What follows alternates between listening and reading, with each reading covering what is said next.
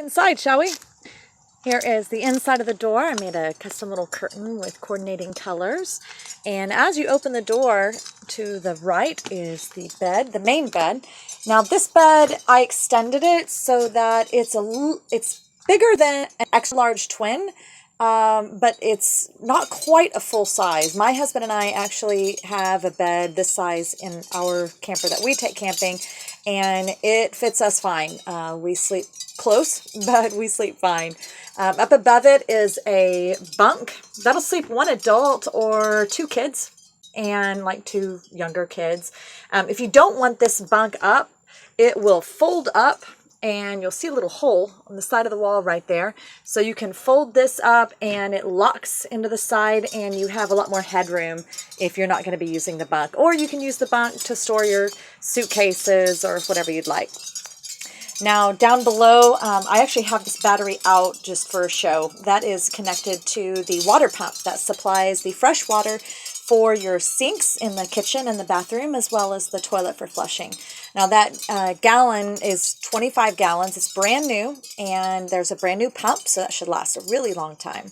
And if you'll see, there is a lip right here. So whenever you get your battery, I just put it under there, and then whenever you're traveling, that lip keeps it from moving around.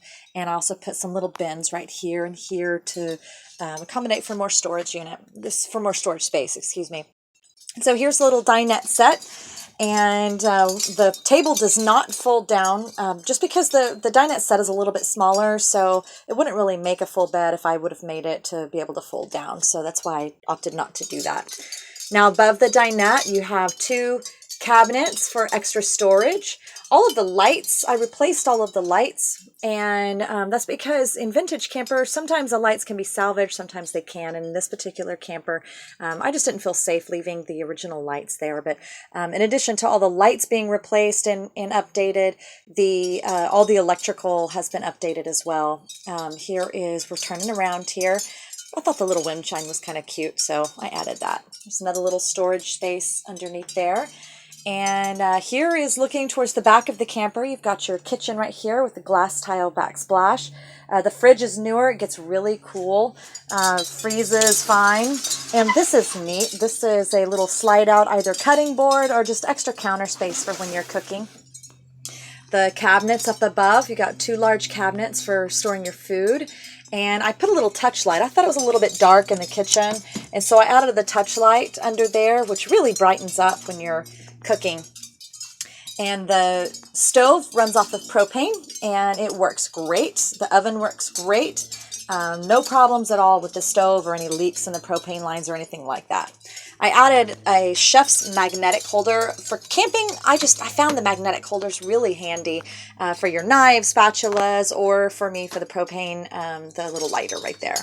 So as you turn to the right a little bit, this is the entrance into your bathroom area. This is a larger than average closet. For this size of camper, this camper is 14 foot long. The closet actually is quite large. I cedar lined it just to keep any creepy crawlies out as you're camping out in the woods, and a little shoe holder or a holder for anything that you want really on the door.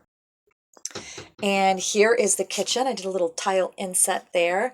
And those little towel holders right there, those were actually the covers for the vintage lights. And since I couldn't salvage the lights, I at least wanted to salvage the holders. I thought those were kind of cool. So I rolled up brand new washcloths and hand towels there. Now, as we turn around, I added some more little bucket storage for your toothpaste, toothbrushes, things like that. And there is the toilet. The toilet flushes great. No problems with that. New light there. And then I also put some little holders right there for whatever you want in the bathroom. Brand new smoke alarm right there.